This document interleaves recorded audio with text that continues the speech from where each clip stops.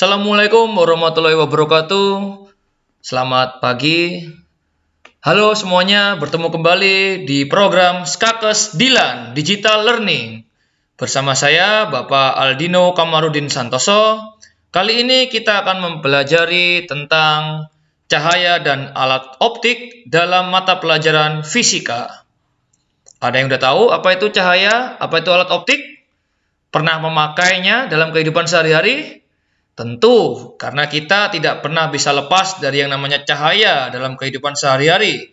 Bayangkan, bila tidak ada cahaya dalam kehidupan sehari-hari, maka dunia akan terasa gelap gulita, tidak ada penerangan, bakal susah gitu kan. Nah, baik, sebelum memulai pembelajaran, marilah kita berdoa terlebih dahulu supaya dilancarkan untuk pembelajaran kita kali ini.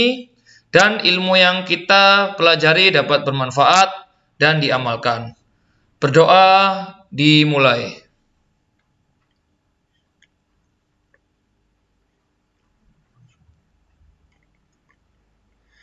Berdoa selesai. Baik, langsung saja kita memasuki materi yaitu tentang cahaya dan alat optik. Ya, PowerPoint-nya sangat cerah sehingga biar enak dilihat. Oke, tujuan pembelajarannya adalah siswa dapat menganalisis alat-alat optik secara kualitatif dan kuantitatif, serta dapat menerapkan alat-alat optik dalam kehidupan sehari-hari. Sebenarnya mungkin kalian semua udah pakai ya, alat optik itu banyak sekali. Pada intinya sebenarnya adalah alat yang menggunakan prinsip cahaya itu kan, misalkan senter atau mungkin yang memakai kacamata. Bahkan untuk melihat layar di depan kalian ini itu juga menggunakan cahaya sehingga jelas alat optik gitu kan. Kalian nonton layar entah HP ataupun laptop dimanapun kalian nonton video ini itu sudah memanfaatkan yang namanya cahaya sehingga sudah memanfaatkan alat optik. Oke, kita langsung masuk ke pengertian cahaya dulu nih. Apa sih cahaya itu kan? Oke, kita kenalan dulu nih dengan cahaya. Pengertian cahaya. Cahaya merupakan suatu gelombang elektromagnetik yang dalam kondisi tertentu dapat berkelakuan seperti suatu partikel. Jadi cahaya itu memang unik ya. Dia itu kalau dalam fisika itu memang ahli-ahli fisika itu bisa menyebut cahaya adalah gelombang atau juga sebagai partikel. Partikel itu ya penyusun benda gitu kan. Nah, kalau gelombang dia termasuk elektromagnetik. Ingat pelajaran gelombang, getaran. Gelombang ada dua, yaitu mekanik dan elektromagnetik, ketika dibedakan menurut perantaranya. Kalau gelombang elektromagnetik, artinya gelombang ini tidak butuh perantara. Nyampe, walaupun nggak ada udara, nggak ada zat pengantarnya, tetap nyampe. Artinya cahaya ini nembus apapun. Ya, selama bisa ditembus ya. Maksudnya, kalau nggak ada udara pun tetap bisa nyampe, gitu kan. Sebagai sebuah gelombang, cahaya dapat dipantulkan dan dibiaskan. Pernah tahu memantulkan cahaya? Masa kecil kalian mungkin pernah mainan spion atau cermin yang dipakai untuk memantulkan cahaya terus orang jadi silau. Nah, itu adalah bukti bahwa cahaya dapat dipantulkan, gitu kan. Apalagi kaca, dipantulkan lagi pakai kaca, wah itu semakin seru ya. Masa kecil kalian bahagia sekali kalau mainnya kayak gitu, oke. Lalu mengalami polarisasi dan interferensi. Oke. Sebelumnya kalau yang dibiaskan itu mungkin kalau waktu SD itu adalah contohnya gelas air, itu sendok dimasukkan, sendoknya jadi agak bengkok. Nah, itu kayak mata kita seolah-olah ditipu gitu kan. Loh, itu kok sendoknya jadi patah atau bengkok gitu kan. Padahal enggak, itu cuma pengaruh pembiasan aja ya. Artinya pandangan mata kita menjadi berubah ketika melihat benda yang dimasukkan ke dalam air dan disinari cahaya. Lalu kalau polarisasi adalah cahaya tadi itu menjadi berbagai macam penyusunnya, misalkan cahaya putih matahari itu aslinya tersusun atas beberapa pigmen warna ya atau zat warna ya sehingga jadi putih. Kalau interferensi itu digabungkan karena kalau udah ngomongin tentang fisika apalagi fisika terapan dan teknik itu bisa diotak-atik ya, termasuk cahaya itu bisa diotak-atik ya. Oke, lanjut. Sumber cahaya. Ya, itu apa sih asal mulanya gitu kan? Setiap benda yang dapat memancarkan cahayanya sendiri disebut sumber cahaya. Contoh sumber cahaya adalah matahari, lampu, lilin, dan sebagainya ya, macam-macam ya. Mungkin ada yang pernah tahu hewan yang mengeluarkan cahaya sendiri, ya apa namanya? Laron ya. Apa namanya? Kunang-kunang. Sorry kok laron jadi. Jadi berbagai macam sumber cahaya ini adalah suatu benda atau yang bisa mengeluarkan cahaya sendiri. Lawannya adalah benda gelap. Kalau benda yang dapat memancarkan cahaya disebut sumber cahaya, lawannya adalah benda gelap, alias benda yang tidak dapat memancarkan cahaya sendiri. Cuma bisa memantulkan atau memperoleh cahaya dari sumber cahaya yang lain. Lalu cahaya ini ada biasa kita lihat merupakan kelompok-kelompok sinar cahaya atau yang disebut dengan berkas cahaya. Jadi dalam satu berkas itu terdiri atas kumpulan sinar ya, sinar cahaya. Jadi ada 3 macam berkas cahaya, ada yang menyebar atau dari satu titik ke segala arah. Contohnya adalah lampu. Itu lampu biasanya dipasangnya itu di tengah-tengah ruangan gitu kan. Misalkan satu kamar, pasti lampunya rata-rata terletak di tengah. Kenapa kok seperti itu? Biar cahayanya rata ke seluruh penjuru ruangan. Agak jarang lampu itu di pojokan. Kenapa? Yang terang ya pojokan itu aja, sampai ke jauh agak gelap. Kenapa? Cahayanya nyebar gitu kan. Jadi persebaran yang paling rata ya jelas di tengah. Nah, artinya lampu itu adalah contoh cahaya yang berkasnya yang menyebar. Lalu ada lagi berkas cahaya yang sejajar. Berkas cahaya yang arahnya sejajar satu sama lain, jadi lurus. Contohnya apa? Remote. Pak, remote kok ada cahayanya? Ada, cuma inframerah ya, kita nggak bisa lihat. Jadi cahaya itu ada beberapa yang bisa kita lihat dengan mata, ada yang tak terlihat. Contohnya remote itu kan dia lurus nih, nembak ke sensornya TV atau sensornya AC, sensornya kipas angin, mungkin kalau kipas anginnya ada remote-nya, itu cahayanya lurus. Atau kalau pernah main pointernya untuk presentasi itu juga rambat lurus gitu kan. Dan macam-macam lah. Intinya atau mungkin sinar lampu sorot kalau ada konser atau ada suatu keramaian di kota, biasanya itu ada lampu sorot ke atas. Nah, itu sinarnya merambat lurus atau cahayanya merambat lurus. Dan terakhir adalah berkas cahaya mengumpul, yaitu berkas cahaya yang menuju ke satu titik tertentu. Ini contohnya adalah cahaya yang dipusatkan di cermin cekung ya, karena cermin cekung itu nerima cahaya dan memusatkan atau mengumpul. Nah, jadi ada 3 berkas cahaya menyebar, sejajar, dan mengumpul. Lalu cahaya itu sifatnya merambat lurus. Jadi cahaya itu merambat lurus tanpa medium, dapat melewati ruang hampa alias tanpa perantara apapun. Kecepatannya sangat besar sekali, yaitu adalah 299.792.458 meter per sekon, mendekati 300 juta meter per sekon. Bayangkan ya, 1 detik udah 300 juta meter. Artinya sangat cepat. Bahkan menurut ilmuwan fisika, kecepatan di dunia ini yang paling tinggi itu adalah kecepatan cahaya benda ya. Lah, berarti untuk ukuran kecepatan itu patokannya mesti kalau paling cepat itu cahaya. Berarti kalau ada benda yang melebihi kecepatan cahaya, lah itu luar biasa. Bahkan menurut ilmuwan pun ketika ada benda yang melebihi kecepatan cahaya, berarti dia bisa mungkin melewati waktu, ruang dan waktu lah. Itu secara teori seperti itu. Cuma belum ada ya, karena bayangin 300 juta langsung bus gitu kan. 300 juta meter per second per detik. Salah satu bukti cahaya merambat lurus diantaranya adalah lampu yang menempati ruang ke segala arah. Maksudnya sinarnya kan lurus gitu kan. Yaitu sumber cahaya memancarkan cahaya ke segala arah ya tadi ya. Sinarnya lurus ke segala arah gitu kan. Tapi ada juga yang lurus ke satu arah ya tadi, yang merambat lurus tadi ya, yang laser atau pointer.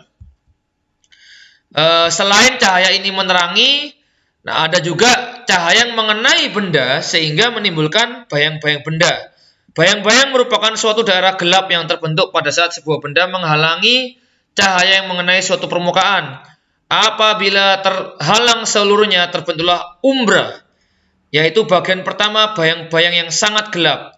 Daerah di luar umbra menerima sebagian cahaya, terbentuklah penumbra, yaitu bagian kedua bayang-bayang yang terletak di luar umbra dan tampak berwarna abu-abu kabur. Jadi kalau gelap banget itu umbra, agak samar-samar itu berarti penumbra. Kita lihat gambarnya ya. Nah, ini misalkan cahaya dari sumbernya ini menabrak benda yang di tengah. Terbentuklah hitam-hitam yang sangat pekat, nggak kelihatan. Jadi itu adalah umbra. Sekitarnya ada daerah gelap terang yang agak-agak terang, agak-agak gelap, yaitu disebut penumbra. Oke, lanjut lagi. Nah, tadi ada sifat cahaya dapat dipantulkan. Cahaya dipantulkan itu ada hukumnya juga ya, ada hukum pemantulan cahaya. Jadi ada dua, yaitu sinar datang, garis normal, dan sinar pantul terletak dalam satu bidang. Dalam artian, ini bidang datar gini, ada sinar datang dari sini, ada garis normal. Garis normal ini selalu ada dalam fisika ya, karena dia itu kayak titik normal ke atas ya. Lalu ada sinar pantul ya. Nah, terletak dalam satu bidang. Jadi kalau mantul itu selalu ada sumber yang datang, sinar pantul, dan garis normal. Lalu yang kedua, besarnya sudut datang sama dengan sudut pantul, alias berapa nih sudutnya yang datang nih? Ya, mantulnya ya sekian. Nah, sudutnya seperti itu. Karena itu dibandingkannya dengan mana? Dengan garis normal ya. Oke, jadi ini gambarnya seperti ini. Lanjut, pemantulan ketika cahaya ini mengenai suatu benda dan dipantulkan itu ada dua jenis, yaitu pemantulan difus, pemantulan baur, dan pemantulan teratur. Kalau pemantulan baur yaitu pemantulan ke segala arah, kacau itu kan, arahnya macam-macam ya, sembarang aja, karena mengenai sinar datangnya ini mengenai permukaan yang kasar atau tidak rata. Ya, terkena tanah yang kasar gitu ya, yang terdiri atas kerikil-kerikil yang nggak beraturan. Pemantulannya ya macam-macam. Yang kedua adalah pemantulan teratur. Ini rapi. Jadi pemantulan yang terjadi karena mengenai permukaan yang rata. Biasanya mungkin mengenai cermin ya, atau kaca yang rata itu kan. Bedanya adalah kalau yang baur menyilaukan mata, kalau yang teratur menyejukkan mata. Lalu selanjutnya ada cermin, yaitu suatu alat optik ya, karena dia menggunakan prinsip atau selalu berkaitan dengan cahaya. Nah, cermin adalah, pengertiannya ini adalah benda padat yang salah satu sisinya halus dan mengkilap yang dilapisi amalgam perak sehingga memantulkan seluruh cahaya yang datang. Gampangannya adalah bahan dasar dari cermin ini adalah kaca. Mudah pecah gitu kan. Nah, kaca ini kan seringkali bening ya, tembus pandang gitu kan. Kalau cermin ini, dia selalu ada lapisan perak di salah satu sisinya. Tujuannya apa? Supaya tidak benar-benar tembus, alias cahaya yang datang dipantulkan tadi seluruhnya. Jadi cermin itu bedanya dengan kaca. Biasa cermin selalu memantulkan semua cahaya yang masuk. Kalau kaca biasa, kadangkala kita juga melihat pantulan wajah kita, atau ketika kita anggaplah berkaca di mobil aja lah, di kaca mobil. Itu kan kita kadang dalam posisi tertentu, kita kelihatan wajah kita tuh. Tapi dalam posisi yang lain, kita nggak kelihatan. Atau malah kita lihat dalamannya dari mobil gitu kan. Nah, itu kaca biasa. Tapi kalau cermin, pasti mantul. Maksudnya pasti memantulkan seluruh yang di depannya. Karena dia udah dilapisi perak dan nggak tembus gitu kan. Jadi itulah bedanya cermin dan kaca biasa. Cermin dibedakan menjadi tiga, yaitu cermin datar, cermin cekung, dan cermin cembung. Oke, yang paling sering kita pakai adalah cermin datar gitu kan. Kita sering bercermin, ngaca gitu kan. Walaupun kalau sekarang kalau udah tahu cermin sama kaca sedikit berbeda ya. Kalau kaca itu macam-macam, ada kaca jendela, kaca mobil, dan karena memang bahannya itu adalah kaca ya. Cermin itu kan belakangnya dia ada perak gitu kan. Oke. Sifat bayangan yang dibentuk oleh cermin datar adalah sama besar. Artinya ketika kita bercermin di depan cermin datar, bayangan di kaca kita dengan tubuh kita yang asli itu sama besar ukurannya. Tidak gendut yang di kaca atau lebih kurus yang di kaca, sama. Tegak dalam artian kita ketika bercermin di cermin datar itu nggak kebalik. Kaki di kepala di kaki, pasti sama.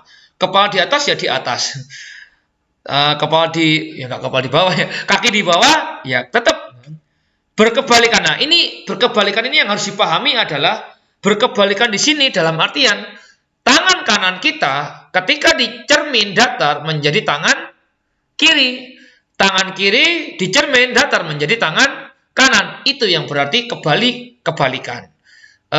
Telinga kanan jadi telinga kiri. Telinga kiri jadi telinga kanan. Itu berarti berkebalikan. Lanjut, jarak benda ke cermin sama dengan jarak bayangan ke cermin. Artinya, kita berdiri seberapa jauh nih ke cerminnya? Bayangannya sama. Tidak lebih dekat, tidak lebih jauh. Berarti persis ya, mirip. Cuma yang beda adalah kanan jadi kiri, kiri jadi kanan. Itu yang bisa disebut mirror ya. Kalau kita mungkin belajar daring Zoom, kita kalau aktifkan menu mirror, itu akan berkebalikan. Yang terakhir adalah maya, artinya maya ini bayangannya tidak dapat ditangkap oleh layar. Dalam artinya pantulan cahaya kita di cermin datar tidak dapat ditangkap oleh layar. Jadi ini sifat-sifat dari bayangan pada cermin datar. Sama persis, tegak alias tidak kebalik, cuma bedanya adalah kiri jadi kanan, kanan jadi kiri, ukurannya sama. Nah, bagaimana dengan cermin cekung? Saya sudah membawa contoh, yaitu ada sendok. Ini adalah contoh yang paling gampang, kalian bisa temukan di rumah, pinjam sebentar sama ibu kalian, coba lihat bagian cekungnya ini. Nah, itu kan, ini cermin cekung ini secara sederhana gitu kan. Kita lihat di teori. Cermin cekung adalah cermin yang bentuknya melengkung seperti bagian dalam bola. Oke, yang ini ya. Nah, cermin cekung bersifat konvergen, mengumpulkan sinar, kiper, mengumpulkan, menerima gitu kan. Cermin cekung disebut juga cermin positif karena jari-jari cermin berada di depan cermin. Oke. Kita lihat bayangannya ya. Kemungkinan besar bayangan kalian ketika bercermin di sendok yang bagian cekungnya adalah kebalik gitu kan. Rata-rata kebalik. Nah, ini bedanya dengan cermin datar tadi. Kalau cermin datar nggak mungkin dia kebalik seperti ini, kepala di bawah kayak gini. Tapi kalau cermin cekung mungkin karena dia udah beda sifatnya itu kan. Oke, untuk sifat cermin cekung yang lain bisa di browsing. Pada intinya, dia memiliki sifat yang berbeda dengan cermin datar. Selanjutnya cermin cembung. Kalau cermin cembung, baliknya yang bagian cembungnya ini. Nah, kalau cermin cembung bersifat divergen, menyebarkan. Karena kalau tadi kan ngumpul, sekarang menyebarkan. Menyebarkan sinar gitu kan. Kalau cermin cembung, ini tidak lagi kebalik, tapi kayak kita agak tembem gitu kan. Agak gendut atau melebar ya. Contohnya mungkin kalau kalian pernah main foto-foto dengan GoPro, dengan lensa fisheye, mata ikan, itu rata-rata agak menggembung seperti itulah. Itulah contoh, itu lensa ya, tapi itu lensa ya. Cembung lah, cembung itu rata-rata kayak gitu. Arah bayangannya rata-rata melebar gitu ya, karena dia ya divergen tadi ya, menyebarkan sinar. Nah, sekarang ini lensa. Mungkin biasanya kalau saya ngajar di kelas, saya sering bertanya, apa sih bedanya cermin kaca dengan lensa itu kan? Padahal ini sederhana banget dan sering dipakai oleh anak-anak dalam kehidupan sehari-hari gitu kan. Ada yang berkacamata. Nah, kacamata itu masuk cermin, lensa, atau kaca gitu kan? Kaca, Pak. Nah, padahal dia ketika pakai kacamata pasti ke tukang lensa kan, pakai lensa mata kan. Mungkin yang rabun jauh atau nggak bisa ngelihat jauh pasti pakai lensa tertentu gitu kan. Bisa disebut apa lensa apa? Lensa negatif gitu kan. Nah, berarti apa sebenarnya lensa nih? Nah, oke, kita lihat. Lensa adalah benda bening yang dibatasi oleh dua bidang kelengkungan. Artinya lensa ini adalah benda bening yang ada lengkungnya dua. Kalau cermin tadi kan satu kaca gini ditutup oleh perak sehingga cahaya masuk mantul. Kalau lensa enggak, dia dua bening gini cahaya tembus, cuma diatur sedemikian rupa tembusnya itu bisa direkayasa supaya bisa membantu orang yang mungkin kekurangan ya dalam penglihatan dan sebagainya. Maka dari itu ada penemuan lensa. Ada dua macam lensa, yaitu lensa cembung dan lensa cekung. Oke, ciri-ciri lensa cembung diantaranya mengumpulkan cahaya konvergen dan fokusnya bernilai positif. Ada tiga macam lensa cembung, yaitu cembung 2 biconvex, cembung cekung konkav konvex. Berarti cembung itu konveks ya, mengumpulkan. Lalu ada plan biconvex, datar cembung. ya kita nggak usah terlalu serius itu. Pada intinya lensa cembung ini positif ya. Lensa positif menolong orang yang rabun dekat. Mungkin ada di antara kalian orang tuanya yang udah usia lanjut, ketika membaca tertentu agak dijauhkan. Kenapa? Ya kalau dekat nggak kelihatan gitu kan. Nah, kenapa? Ya udah terganggu matanya gitu kan. Ya bagaimana caranya? Pakai lensa positif atau lensa cembung. Lanjut. Nah, ini pemanfaatan lensa cembung dalam kehidupan sehari-hari untuk kacamata, mikroskop, kamera, teropong, kaca pembesar, dan sebagainya. Nah, sifat-sifatnya tergantung pada letak bendanya. Maka dari itu kadang kalau masa kecil kalian pernah main loop atau kaca pembesar, itu ketahuan bisa membesarkan tulisan ya, atau mungkin dibuat mainan untuk membakar. Nah, ini pakai lensa apa itu? Cembung. Karena dia kayak agak cembungannya. Atau mungkin kalian pernah eh, kacamata ya, contoh yang paling contoh yang paling nyata ya. Kalau di tikungan jalan itu kan ada cembungan di pojokan, tapi itu cermin ya, tapi bentuknya cembung kayak gitu. Tujuannya apa? Untuk ya supaya lebih waspada gitu kan, melihat kendaraan dari sisi yang lain. Tapi itu cermin ya. Kalau sekarang lensa itu berarti dia ada sisi kiri dan sisi depan belakangnya itu sama-sama tembus oleh cahaya. Bedanya dengan cermin tadi ya. Yang kedua adalah lensa cekung, sifatnya menyebarkan atau divergen dan fokusnya bernilai negatif atau minus lah. Kalau yang tadi cembung itu positif, kalau yang cekung berarti lawannya yaitu negatif. Ada 3 macam lensa cekung, yaitu lensa cekung-cekung bikonkaf, cekung cembung konveks konkav, dan lensa datar cekung atau plan konkav. Kalau lensa negatif ini biasanya dipakai untuk nolong orang yang rabun jauh atau tidak dapat melihat dalam kondisi jarak jauh. Maka dari itu biasanya kan gini nih, waktu anak-anak zaman-zaman SD kan, kamu minus berapa? Minus seperempat, minus 1 gitu kan. Nah, artinya itu lensa minusnya seberapa yang dipakai untuk menolong si anak tadi. Semakin besar minusnya, wah semakin bahaya sebenarnya kan. Kasihan matanya. Mungkin ya ini harus menjaga kesehatan mata juga ya. Oke, lalu ada gambar sinar istimewa dari lensa. Ini ada lensa cekung, ini ada sifat-sifatnya juga seperti lensa cembung yang tadi. Bisa dibaca.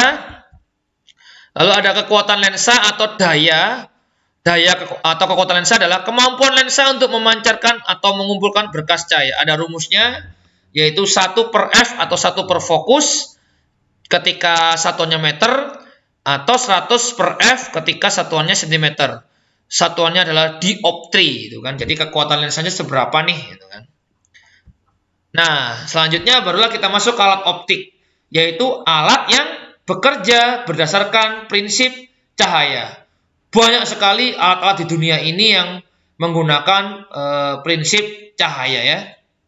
Mulai bahkan mata kita sendiri itu membutuhkan cahaya. Kenapa?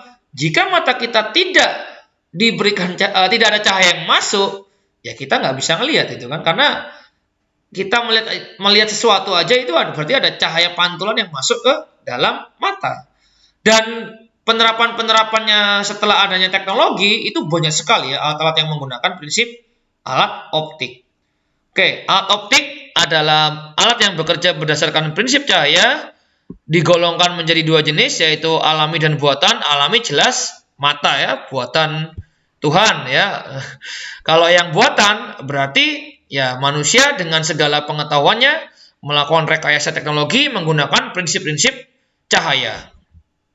Kalau alat optik buatan ya banyak sekali, misalkan teropong, loop, dan mikroskop. Pada intinya teknologi ini diciptakan atau digunakan untuk membantu kebutuhan manusia. Oke, mata merupakan contoh alat optik karena dalam pemakaiannya membutuhkan berbagai benda optik seperti lensa, ada bagian-bagian mata, lalu ada cacat mata, dan contoh yang paling mirip dengan mata adalah kamera karena prinsipnya niru plek dengan mata. Mulai cahaya masuk, mulai cahaya diproses sampai pada keterangan gambar apa sih itu kan. Nah, itu yang paling mirip dengan mata adalah kamera. Nah, ini adalah penemuan manusia yang luar biasa ya, kameranya sampai sekarang pun dipakai untuk berbagai keperluan, termasuk syuting menggunakan kamera.